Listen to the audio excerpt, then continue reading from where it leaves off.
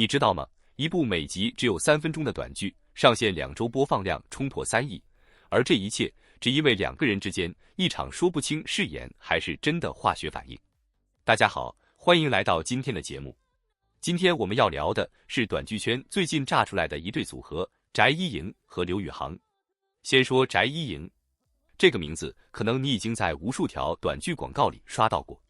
他的起点其实很普通，早年出演过古装仙侠剧的小角色，也演过战争题材电影里的配角。那时候的他还只是众多新人里不起眼的一个，直到短剧市场爆发，他才真正找到属于自己的舞台。今年1年，他搭档了7位风格完全不同的男主，从王一磊的兄弟式相处，到书童的大叔与娇花反差，再到申浩南的深情霸总人设。网友调侃他短剧半壁江山，几乎被他一个人承包了。再说刘宇航，他不是短剧新人，说白了，他是从长剧转行过来的。1.9米的身高，模特出身，气质摆在那，清爽干净，又能驾驭西装，霸道总裁的气场信手拈来。但很多人替他惋惜，入行太晚了。要是早几年进短剧圈，凭这个条件早该火了。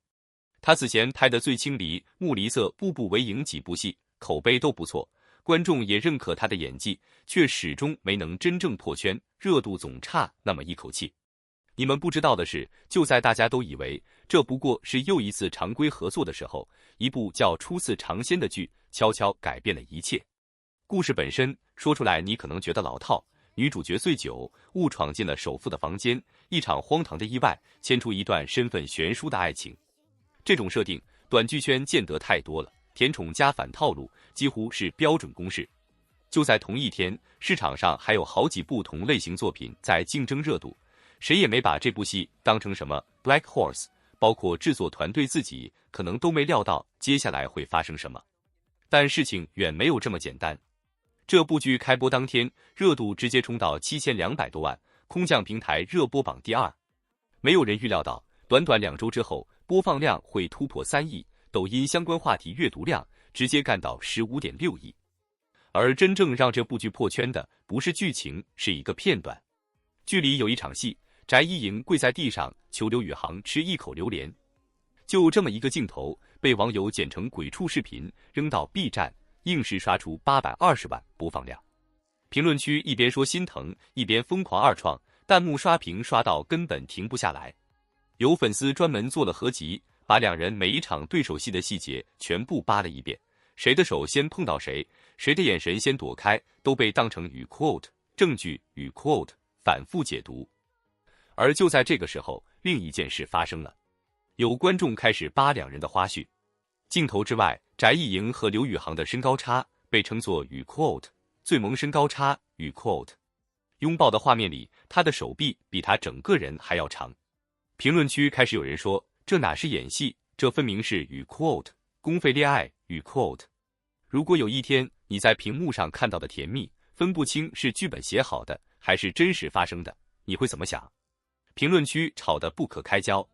有人说，专业演员演出真实感才是本事，也有人说，短剧这个行业靠的就是让观众相信这是真的，这才是他能火的原因。还有粉丝理智分析指出，2人合作期间，工作室从没正面回应过感情传闻，既不承认也不否认，这种暧昧态度反而让话题热度维持得更久。也有理性网友提醒大家，短剧宣发本身就靠话题驱动，磕 CP 这件事本身可能也是营销策略的一部分。如果你也觉得这件事不简单，记得点个赞，让更多人看到这个故事。而这部剧其实还藏着一个不一样的地方。大部分甜宠短剧只讲谈恋爱，但初次尝鲜里悄悄塞进了职场性骚扰、原生家庭剥削这些议题。观众一边磕糖，一边被戳中现实的痛点，这种反差恰恰是它能留住人的原因。有意思的是，同期平台上还有不少纯甜宠向的竞品，播放量却远远追不上这部戏，说明观众其实越来越挑剔，光靠颜值和身高差已经不够了。事情的背后其实反映的是整个短剧行业这2年的巨变。曾经的短剧靠的是粗制滥造、快节奏、狗血反转，一部戏几天就能拍完。但现在不一样了，头部项目的制作成本已经涨到300万起步， S 级项目甚至冲到500万级别。越来越多像刘宇航这样原本在长剧圈站稳脚跟的演员开始转战短剧市场，这不是降级，而是一种全新的赛道选择。直到多年后回头再看这场爆红，或许才能看清真相。刘宇航从来没有与 quote 入行太晚与 quote 这回事，他缺的不是时机，是一个能让他的气质彻底释放出来的人。而翟艺莹也不是随便找个男主搭戏，他是那种能让每一段 CP 都拍出独特化学反应的演员。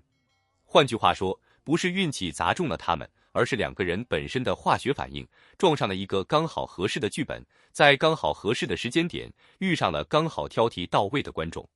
评论区告诉我，你觉得这份公费恋爱到底是真情流露还是精准营销？其实这个问题之所以能够持续引发讨论，本身就说明了一件事，他们已经成功让观众相信了角色之间的感情。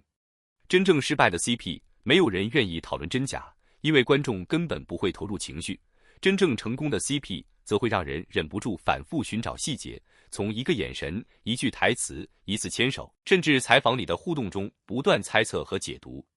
有人相信这是演员之间建立起来的默契，有人认为这是团队精准设计的宣传策略，还有人觉得答案其实并不重要。因为对于观众来说，只要作品能够让人感动，只要情绪是真实产生的，这份心动就已经完成了它最大的价值。那么你更愿意相信哪一种答案？欢迎把你的观点留在评论区，我们一起聊聊。说真的，短剧行业发展到今天，早就不是单纯拼剧本、拼投资、拼制作规模那么简单了。随着观众审美不断提升，大家越来越在意演员之间是否真的有火花，是否能够自然地把角色关系演活。一部作品真正出圈，靠的往往不是多少高光镜头，而是那些看似不起眼却足够真实的情绪细节。观众会因为一个停顿、一句没有说出口的话、一次眼神闪躲，甚至一个不经意的小动作而彻底入坑。这也意味着短剧市场已经进入了一个新的竞争阶段，比起流量，更重要的是可信度；比起套路，更重要的是感染力。而银行这对组合恰恰证明了一件事情：当演员真正沉浸在角色之中，当演技足够自然，配合足够默契时，观众看到的就不仅仅是一段爱情故事，而是一种能够打动人心的真实情感体验。也正因为如此，短剧才会越来越让人欲罢不能。它最迷人的地方，从来不是那些刻意制造的高甜桥段，而是在真实与表演之间，始终保留着一层若有若无的距离。你永远不知道，屏幕里的某一个眼神，到底是导演精心设计的镜头语言，还是演员在那一刻真正流露出来的情绪。你也分不清，一次默契的对视究竟属于角色，还是属于演员本人。正是这种真假难辨的暧昧感，让观众不断投入、不断讨论，也不断期待下一次相遇。当现实与剧情彼此交织，当人物与演员的边界逐渐模糊，观众获得的不只是追剧的快乐，更是一种参与情感、共同见证故事成长的沉浸式体验。或许这才是燃皱未尽最珍贵的魅力，也是整个短剧行业最具价值、最难复制的核心竞争力。真正能够留下观众的，从来不是营销，而是那些足够真实、足够动人的情绪瞬间。我们下期见。